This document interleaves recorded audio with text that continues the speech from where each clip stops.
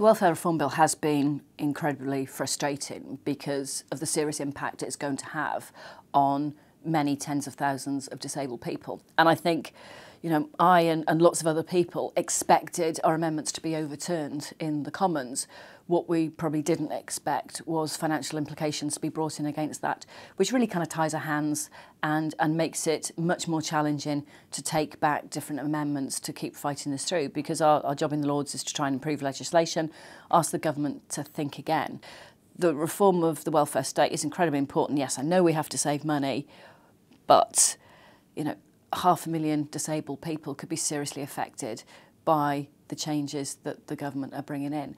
And that means that poorer people, the most vulnerable in society, will be pushed into more difficult circumstances.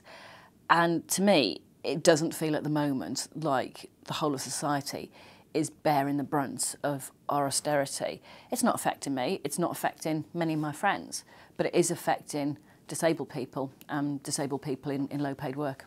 And there's no doubt that, disability living allowance is not perfect, but I don't think we've moved in enough of a direction that reassures disabled people that they're going to be protected and they're going to be safe. And I'm not convinced that we're actually going to be saving the money that the government think we're going to save. I'm getting on average about 600 emails a week from disabled people who are terrified about the changes, and an awful lot around disability living allowance.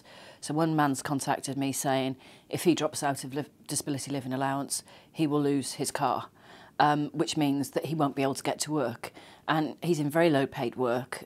Where he lives, there's no public transport which is accessible, and his car is the only means of actually being able to be integrated in society. And actually that's the tip of the iceberg, because society is not generally that accessible for disabled people. So if disabled people start dropping out of work, then they start becoming ghettoised and they're not seen as a natural part of society. And actually, I worry that it's going to become the way it was when I was young, where you just didn't see disabled people on the street because they were locked away, they weren't in education and they weren't in work, so the public just didn't see them.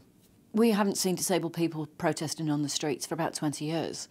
And that's what I'm starting to see again. Disabled people are coming together to say, look, please don't treat us like this. And it is a worry. And it's part of, I guess, the game of politics in terms of what information gets out there, how much interest the public take. But there is a view that disabled people are raking it in, they're living in a life of luxury, and, the world's okay for them.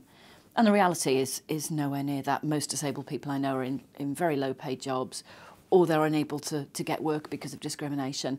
And on a day-to-day basis, they have people who discriminate against them. And even me, I'm in the House of Lords, I was a successful athlete. Every single day I have people who talk down to me, who patronise me, who ask me, do I need help? And when I say no, they still kind of give it to me. I get pushed across the road.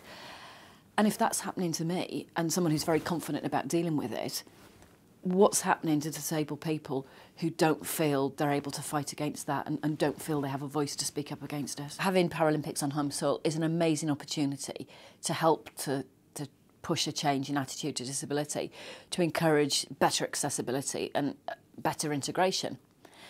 However, then on the other side of my life, I talk about welfare reform and how badly most disabled people are treated. And I think one of the things that we've not seen, which we've seen in sort of other minority sort of sectors, is the disability rights movement get together with sport. So in sort of feminist politics, that's and women athletes in sport are very closely linked, so you're actually able to drive change. But actually elite sport doesn't fit with a social model of disability, because elite sport is about beating everyone else, being better than everyone else. It's not about being equal. And then disability rights is about trying to get better equality for all disabled people. But I think there's a lot we can learn, and actually if more disabled athletes become politically educated and politically aware about how the vast majority of disabled people are treated, they provide a very good platform and are very good to kind of speak out. So I think we've seen a much closer move together, and I can only see benefit from disability rights and sport working together to bring about some positive changes.